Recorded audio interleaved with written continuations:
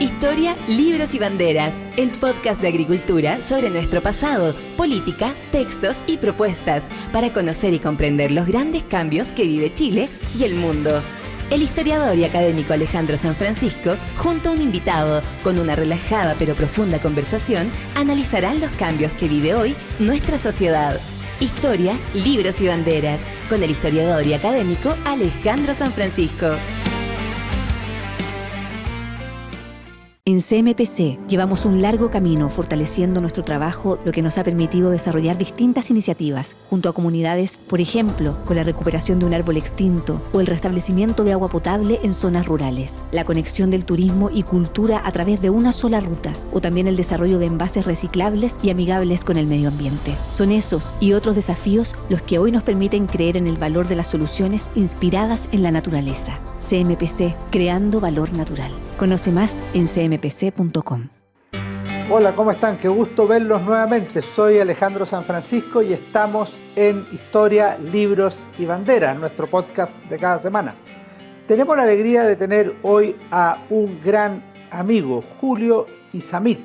Conocí a Julio hace algunos años ya, precisamente después del movimiento de los pingüinos del 2006. Julio estudió en el Instituto Nacional, donde fue dirigente, luego estudió Derecho en la Universidad Católica de Chile y actualmente es director de contenidos del Instituto República y académico de la Facultad de Derecho de la Universidad San Sebastián. Pero sin duda el tema que más lo ha motivado es la educación y por eso lo hemos invitado a conversar sobre este libro, Educación, una transformación pendiente, pingüinos, patines y gratuidad. Julio, qué gusto tenerte acá. ¿Cómo has estado? Bueno, muchas gracias Alejandro por la invitación. Efectivamente nos conocemos hace muchos años, algunos dirán que hace varios kilos atrás también, pero siempre un gusto poder conversar sobre los temas más importantes que se discuten en Chile y obviamente la educación ha sido uno de ellos en las últimas décadas. Julio, antes de entrar en el contenido del libro, quería preguntarte una cuestión que es de decisión. ¿Por qué escribiste este libro? Porque una cosa es ser dirigente estudiantil, pero otra es llevar esa experiencia y esas convicciones educacionales a forma de libro. ¿Qué fue lo que te motivó? Bueno, a mí me tocó participar en el movimiento estudiantil Pingüino el 2006 como dirigente del Centro Alumno del Instituto Nacional y evidentemente eso fue una movilización muy transformadora y que marca vidas. Y yo quería que ese movimiento estudiantil no quedara en el olvido respecto a, por ejemplo, cuáles fueron las ideas que nos inspiraron, las cosas buenas que tuvo y también algunas deficiencias o cosas malas que tienen en fenómenos como este. Pero no hay que olvidar que después del 2006 la educación quedó como una de las primeras prioridades de los chilenos y hemos tenido una larga discusión sobre materias tan importantes como el derecho a la educación, la libertad de enseñanza, la subsidiariedad, la gratuidad y una serie de cosas. Y yo consideraba que era importante, dado que habíamos abierto la puerta a esta discusión, también que aquellos que habíamos sido dirigentes estudiantiles tuviéramos la responsabilidad de seguir aportando al debate público y yo lo quise hacer a través de este libro donde trato de plasmar algunas ideas que considero fundamentales para el debate de educación, para tener una educación justa, libre y de calidad. Vamos a ver algunos de esos temas que mencionaste, pero del movimiento de los pingüinos mismos, ¿qué nos podrías decir ya con 15 años de perspectiva? Este libro se publicó cuando se cumplieron 10 años del movimiento. ¿Qué cosas se hicieron bien? ¿Qué cosas se hicieron mal o se pudieron haber hecho mejor? ¿Cuál fue la experiencia ese año 2006, un mayo terrible para la presidenta Michelle Bachelet? Bueno, recordemos que la presidenta Bachelet había asumido su primer periodo presidencial con la promesa de un gobierno ciudadano, ¿cierto? Que era la gente que llegaba a la moneda, el pueblo que llegaba a la moneda, también una idea muy propia de la izquierda de sentirse como los únicos intérpretes de la voz popular. Pero claro, la presidenta asumió en marzo, nosotros habíamos hecho algunas manifestaciones respecto a la importancia de la calidad de la educación y en mayo, el 21 de mayo, cuando era el discurso presidencial antes, la presidenta no dice una palabra de educación, lo pasa muy por encima, muy minoritario y nosotros nos sentimos muy frustrados. Y por tanto, ¿qué cosa positiva tuvo el movimiento estudiantil del 2006? Primero, Alejandro, yo le diría que vuelve a poner a los jóvenes, con todos los desafíos que eso tiene, en la esfera pública. Se vuelve a poner a los jóvenes preocupados de los temas públicos cuando habíamos tenido una generación marcada más por la actitud del no estoy ni ahí que por una actitud de preocupación por lo público. Y yo creo que eso es algo valioso, que las nuevas generaciones sean partícipes del debate público nacional y especialmente el de educación, que es el que les es más propio. Una segunda consideración positiva del movimiento estudiantil del 2006 tiene que ver con poner a la educación como una prioridad nacional. Si nosotros revisábamos la encuesta antes del 2006, la educación no era una prioridad de los chilenos. Bueno, a lo largo de la década siguiente, después de los pingüinos, sí era una de las primeras prioridades de los chilenos porque logramos poner y recordar esa idea tan profunda de que la educación es un gran motor de movilidad social y por tanto tiene que ocupar un lugar muy prioritario en nuestra lista de quehacer público. Ahora, evidentemente no fue un movimiento perfecto, tuvo matices y algunas cosas que con el tiempo se han visto negativas. Por ejemplo, ¿qué cosa yo hago un matiz? ¿Hubo actos de violencia en el movimiento pingüino del 2006? Por supuesto que sí, hubo protestas, quizás algunas cosas más vandálicas. ¿Cuál es la actitud totalmente diferente respecto a lo que vivimos en octubre del 2019 o incluso las protestas del 2011? Fue con la actitud de los dirigentes estudiantiles que siempre fuimos capaces de condenar esa violencia. En otras palabras, nunca un dirigente estudiantil en el 2006, de aquellos más públicos, justificaron o intentaron disminuir la gravedad de la violencia. Siempre se consideraba algo malo, algo que queríamos, que nos avergonzaba, que perjudicaba la causa. Pero las tomas en alguna medida son un acto violento. Bueno, y ese es el tercer elemento. O sea, el tercer elemento que yo digo que es negativo y que se ve con mayor gravedad a la luz del tiempo fue ese romper un principio de autoridad o incluso de libertad de los alumnos con las tomas. Es verdad que las tomas en ese momento se blanquearon en cierto sentido. Por ejemplo, hacíamos votaciones, había una asamblea de alumnos, de todo, y toda la ciudadanía estaba muy sorprendida de cómo los estudiantes se podían organizar, cómo se tomaban los establecimientos, y dejábamos el colegio, una vez que lo devolvíamos, lo dejábamos mejor de lo que lo encontramos. Incluso el rector del Instituto Nacional, cuando nosotros devolvimos el colegio, nos dijo, lo encuentro mejor de lo que lo dejé, porque nosotros éramos alumnos que queríamos el colegio, lo cuidábamos, lo limpiábamos, lo protegíamos. Y muchas veces tuvimos que protegerlo de la acción de infiltrados y de universitarios que pretendían tomarse el colegio e instrumentalizar la toma. Pero claro, ahí hay un elemento que a la larga se ha visto muy negativo. Por ejemplo, que se ha impuesto, por ejemplo, la toma ya pasó a ser ya no un mecanismo de última ratio, sino un mecanismo de primera acción. O sea, cualquier persona se toma algo, se toma un bus, se toma el colegio, se puede tomar la universidad. Segundo, han sido tomas destructivas. O sea, a diferencia de la nuestra, que era algo que protegía y cuidaba el colegio, bueno, estas se han dedicado a destruir los colegios. Lo poco que tenemos en la educación pública, se han dedicado a destruirlo. Y lo tercero tiene que ver, Alejandro, con el principio de autoridad. Que en esa época nosotros no lo vimos, éramos muchachos de 17 años, pero hoy día, cómo afectaba la vida en comunidad, que es un colegio, una comunidad, el hecho de que los alumnos pudieran decirle al rector del colegio, salga, váyase. Claro, el 2006 fue un simple decir, salga, rector, mire, no vamos a tomar colegio, pero nos vemos en 2 semanas más y no pasa nada.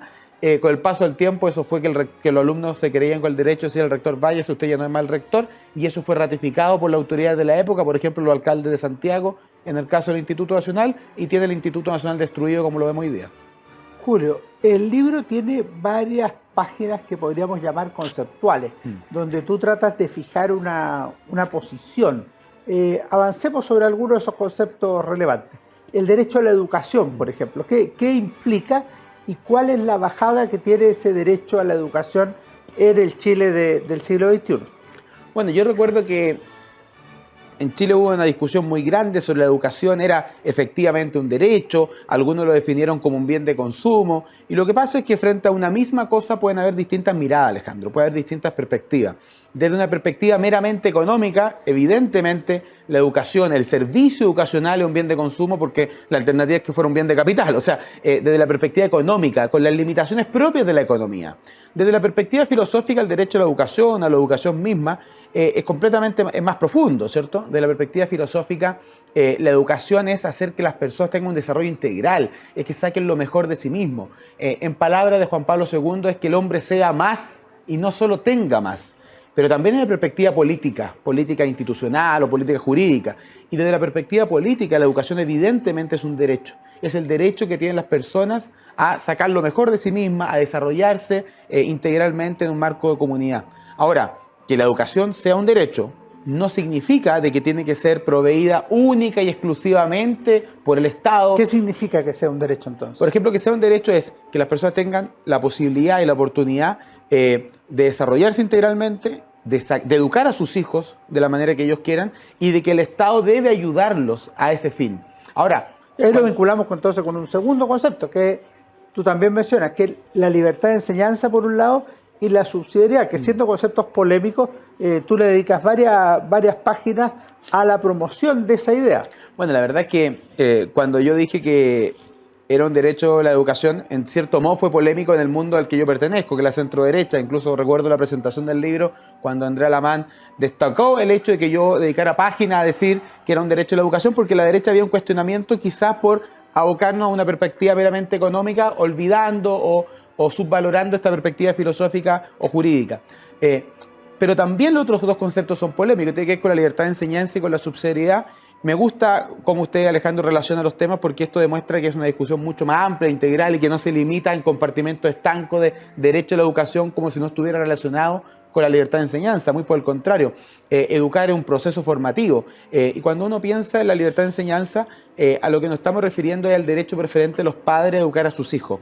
Y como consecuencia de eso, de que puedan crear y sostener establecimientos. O sea, si tú de verdad crees que son los padres los que educan a sus hijos, como consecuencia lógica de eso, tiene que existir una diversidad de proyectos educativos. Y la mejor manera de garantizar la diversidad de proyectos educativos es a través de la libertad en educación, del rol subsidiario del Estado. Respecto a la libertad de enseñanza, Alejandro, déjeme hacer un comentario. Antonio Millán Puey tiene una frase extraordinaria que dice: educar es mucho más un acto de paternidad que un acto de gobierno. Y por tanto los padres siempre educan, siempre, estén o no estén. Lo que pasa es que si no están educando mal, pero siguen educando. Y yo creo que en eso hay que saber entender de que el hecho de que los padres se involucren en la educación de sus hijos es decisivo y es fundamental. Se involucren eligiendo el colegio, se involucren creando proyectos educativos, pero también se involucren en el proceso. ¿Cuántas veces hemos pagado los costos de que los padres van a dejar a los niños a la puerta del colegio y abdican de lo que sigue ahí? Por supuesto que no, los colegios son comunidades entre los profesores y los alumnos, pero también con los papás. Y respecto a la subsidiariedad en educación, yo creo que hay pocos conceptos, Alejandro, más cuestionados, tergiversados, atacados, vilipendiados y poco defendidos que la subsidiariedad.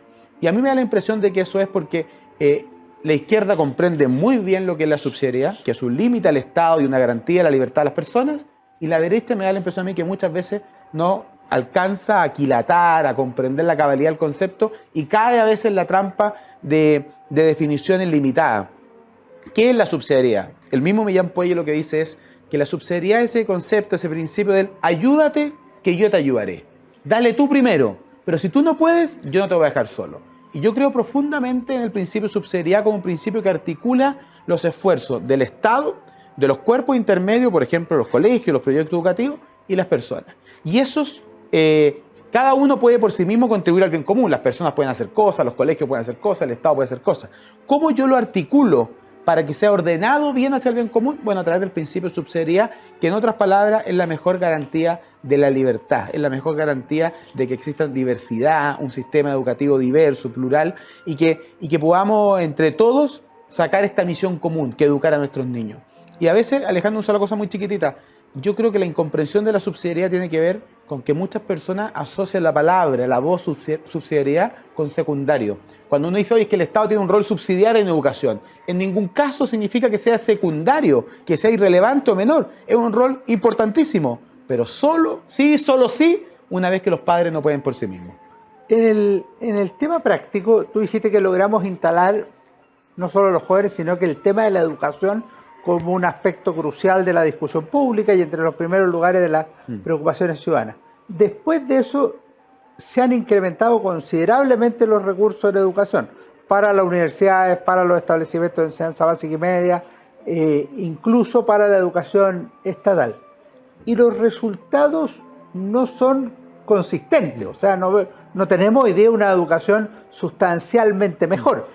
Y si miramos los liceos emblemáticos, por ejemplo, cuando uno revisa los resultados de la prueba PSU, PTU, PAES, que conocimos, que dieron a fines del año 2022 y conocimos a comienzos del 2023, la verdad es que salen bastante mal parados los establecimientos públicos, particularmente los liceos emblemáticos.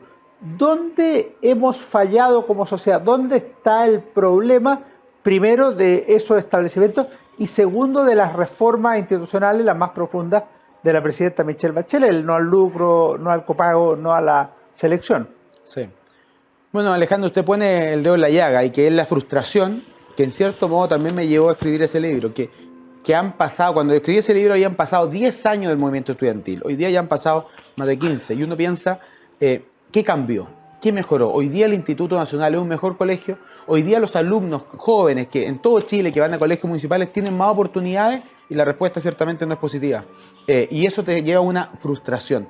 ¿Y por qué? Porque siento que perdimos 10 años, que perdimos 15 años. ¿Y qué fue lo que nos hizo perder esa década o estos 15 años? Yo creo que la ideologización en la educación. Quizá una de las cosas valiosas del movimiento estudiantil que no mencioné fue que fue capaz de convocar a gente que pensábamos distinto. Gente de izquierda como Karina Delfino, César Valenzuela, gente de extrema izquierda como la Jocho y el comandante Conejo, y gente de centro derecha como Germán Beskov, Claudia Arce y otros más, entre ellos yo, por supuesto. ¿Y por qué pudimos unirnos una persona de grupos tan diversos o visiones tan diversas? Porque había un solo fin, la calidad de la educación.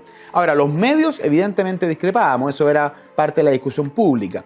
Y respecto a esos medios, yo creo que la izquierda, cuando gobernó la presidenta Bachelet, y especialmente en su segundo periodo con la ley, la supuesta ley de inclusión de fin a la selección, fin al copago y fin al lucro, puso un acento inadecuado. O sea, no se preocupó de lo que pasaba en la sala de clases, que era lo que nosotros como estudiantes pedíamos, y se preocupó de la estructura. El problema está que llevamos 15 años desmantelando una estructura que tenía deficiencias pero funcionaba, y preparando otra que es ineficiente, cara y que ha destinado recursos cuantiosos del Estado y de las personas en mucho más financiar establecimientos subvencionados respecto a la estructura, los muebles, el edificio, más que lo que pasaba en la sala de clase.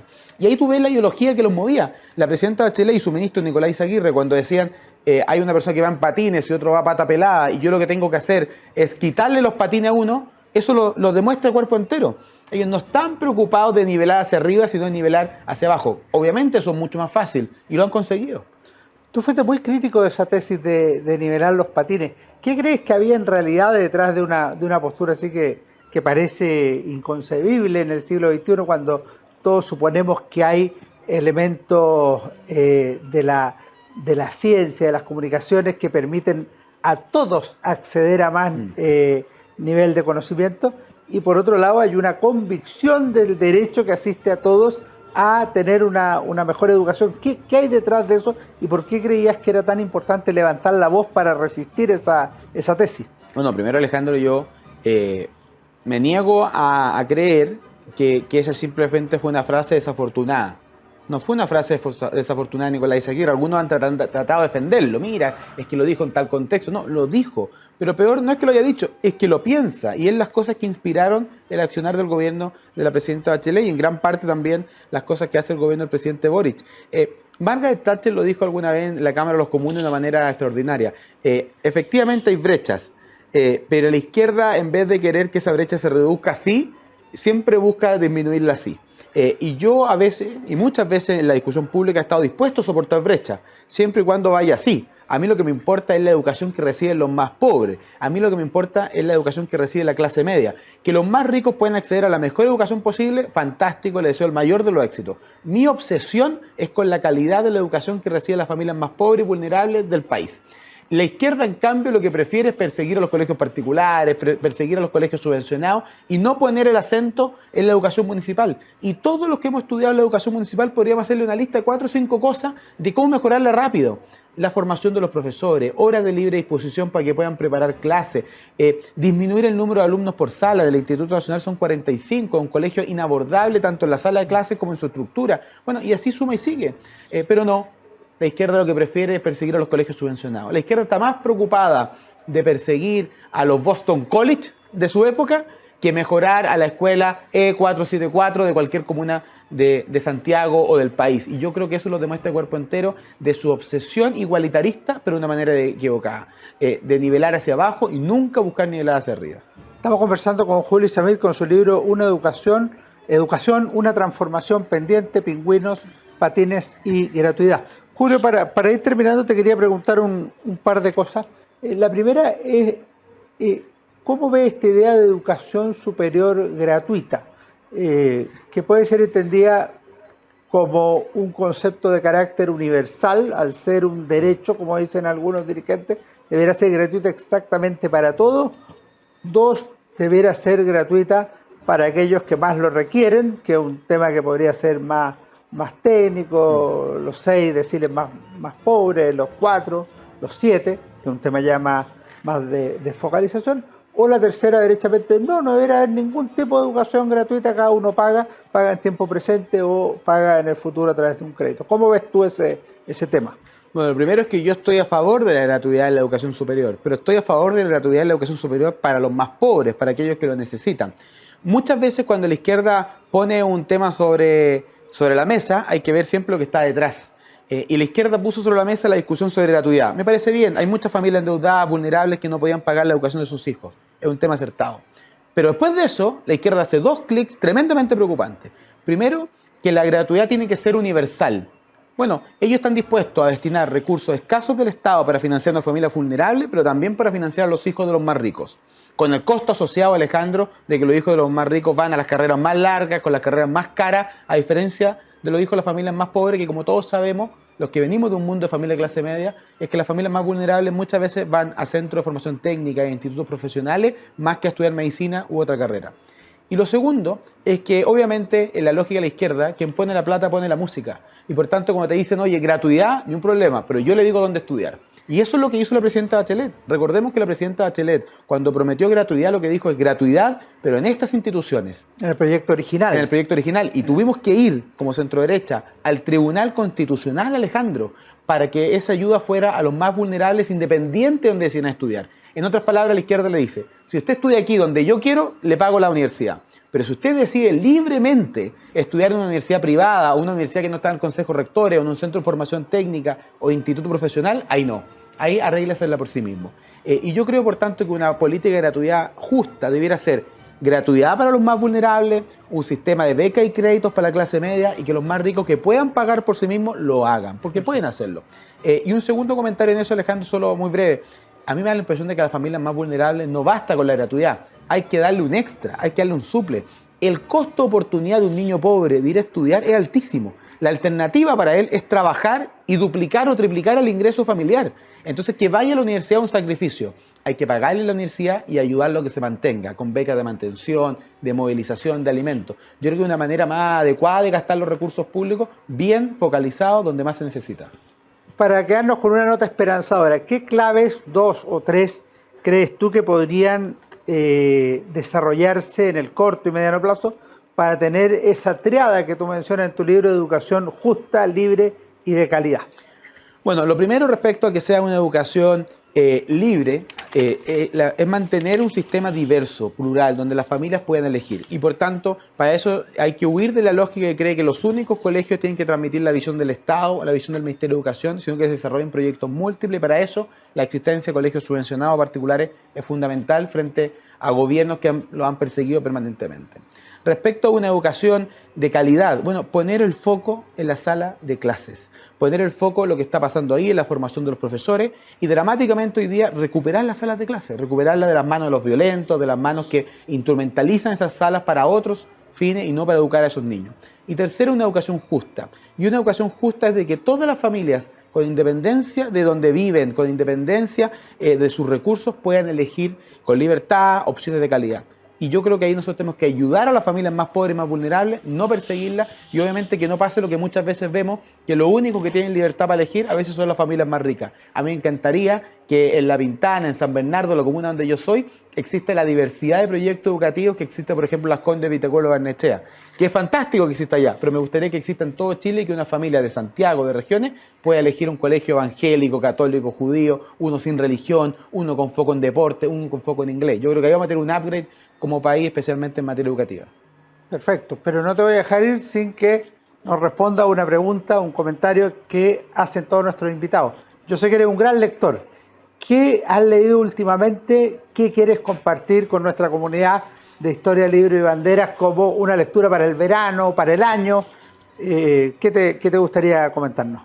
Bueno, una lectura quizás para el verano, o para un poco para comprender lo que está pasando en Chile o advertirnos de los peligros de lo que pasa en Chile, es un libro extraordinario que se llama M, de Antonio Scurati, que es sobre el ascenso de Mussolini. Bueno, dentro de todo lo anecdótico del libro, yo me quedo con la idea de cómo la violencia se hace parte común de una vida política. Que van 2 tomos publicados, El hombre del siglo y El hombre de la providencia. Así es. Así ya el segundo tomo está en proceso, pero el primero y el segundo está en esa línea, es cómo la violencia se instala en una comunidad política y nosotros estamos a 2 segundos de eso. o quizás ya estamos en medio de eso. Y un libro quizás para todos los tiempos y que ya lo mismo es el verano, el invierno, el otoño, primavera, es un libro extraordinario de Fernando Aramburu que se llama Patria.